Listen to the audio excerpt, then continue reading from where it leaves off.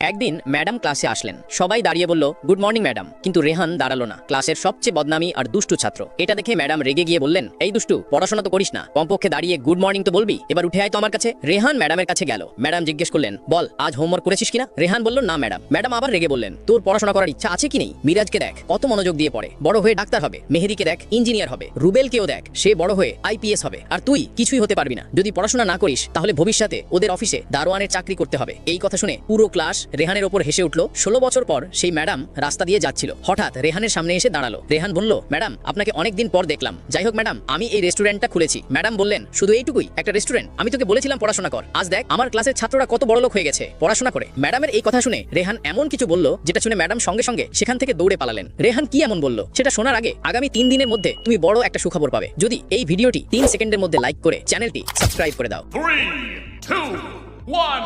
এবার শোনো, রেহান বলল, ম্যাডাম আপনি যেই স্টুডেন্টের কথা বলছেন সেই স্টুডেন্টরাই আমার রেস্টুরেন্টে ওয়েটারের কাজ করে।